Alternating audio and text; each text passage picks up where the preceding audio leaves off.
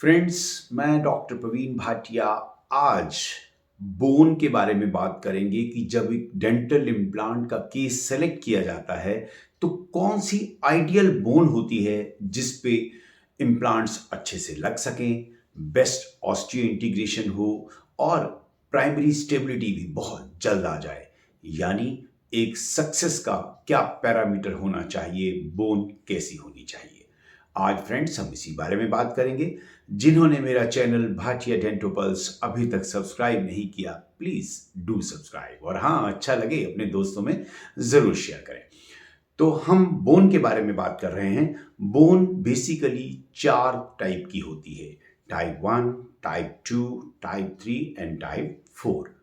अगर हम इम्प्लांट्स लगाने की बात करें कि किस में ज़्यादा सक्सेसफुल रहेगा, बोन में टाइप 2 सबसे अच्छी बोन मानी जाती है, पकड़ के हिसाब से भी और मजबूती के हिसाब से भी। क्योंकि जो टाइप 1 बोन है वो ओक वुड की तरह होती है, बहुत हार्ड होती है और डेंस होती है। इसका सबसे बड़ा नुकसान ये है कि इसमें ब्लड सप्लाई ज़्यादा नहीं हो पाती है।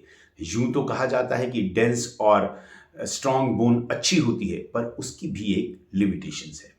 अगर हम टाइप 2 की बात करें, वो एक पाइन वुड की तरह होती है, बहुत अच्छी बोन होती है और ना ज़्यादा स्ट्रॉन्ग होती है ना ज़्यादा सॉफ्ट होती है।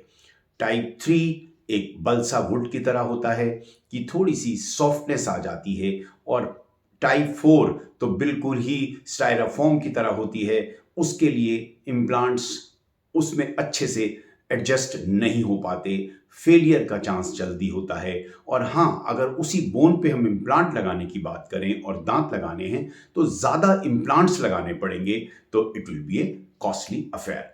जो हमने टाइप 2 की बात की कि सबसे जो अच्छी बोन होती है, उसमें एक थिक लेयर होती है कॉर्टिकल बोन की या कहें कॉम्पैक्ट बोन की। इसमें जो बहुत मजबूती जल्दी आती है।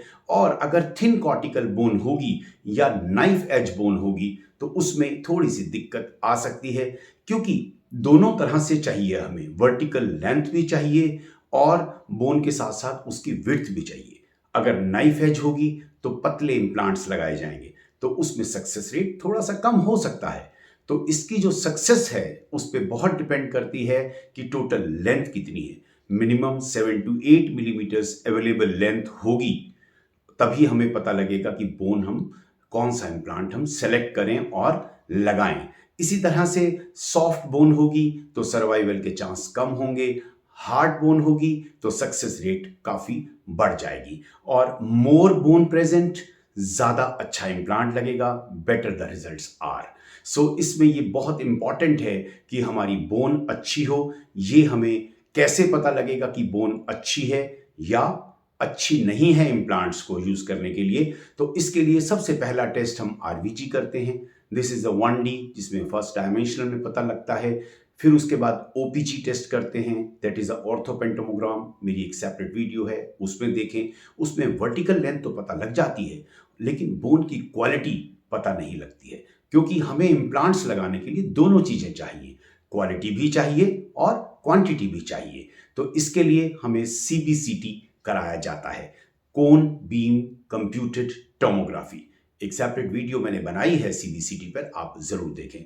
वो एक 3D टेस्ट है बोन के लिए, जिसमें सेक्शन वाइज आपको बोन की क्वालिटी भी पता लगती है और अवेलेबिलिटी भी पता लगती है। जैसे साइनस एरिया है, अपर मैक्सिलरी या जो ऊपर के दांत होते हैं, उसमें अप्रॉक्सीमेट बोन का रेशो कम रहता है, तो इसलिए थोड़ी मुश्किल होती है। तो फिर हमें बोन ग्राफ्ट का सहारा लेना पड़ता है। तो जितना समय दांत निकलने के बाद ज़्यादा हो जाएगा, उतना ही बोन नीचे रिड्यूस होनी शुरू हो जाएगी, रिसीड हो जाएगी। तो अगर आप दांत निकलवाते हैं तो समय रहते इम्प्लांट ज़रूर करा लें। इसी तरह के बहुत सी टेस्ट होने के बाद अगर हमें लगता है इसकी पूर्ति के लिए कैल्शियम दिया जाता है, विटामिन डी दिया जाता है, वो एक अलग से वीडियो है, आप उसको ज़रूर देखें।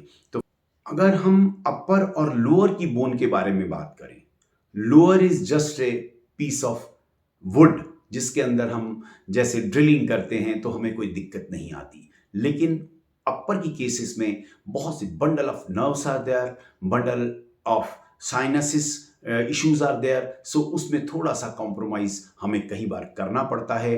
तो उसमें अपर की वैसे भी कंपेयर करें लोअर से, तो अपर की बोन जो होती है सॉफ्टर होती है, लोअर की बोन ज्यादा हार्ड होती है। फ्रेंड्स, हमने निष्कर्ष पर पहुंचे कि बोन टाइप 2 ही सबसे बेस्ट है, और जितना पोरोसिटी ज्यादा होगी, एक टाइप 5 भी आती है, उसमें बहुत ज्यादा पोरस होता है, जैसे ऑस्टियोपोरोसिस किसी पेशेंट्स को रहता है, तो उसके लिए वो टाइप 5 में लगभग हम मना ही कर देते हैं कि आप इम्प्लांट्स न कराएं। सो टाइप 2 जिसकी होती है वो एक निष्कर्ष पर पहुंचते हैं, उसकी क्वालिटी ऑफ लाइफ प्लस आपकी मेंटेनेंस अच्छी है तो बोन की सक्सेस रेट बहुत अच्छी हो जाएगी।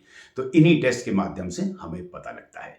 आशा है ये आपको वीडियो और टॉपिक अच्छा लगा होगा और थोड़ी सी मदद मिलेगी एक डेंटिस्ट से बात करने में कि मेरी बोन की क्वालिटी और क्वांटिटी कैसी है। I hope you will like it. Thanks for watching. आप अपने दांतों का ध्यान रखें, दांत डेफिनेटली आपका ध्यान रखेंगे। Thank you.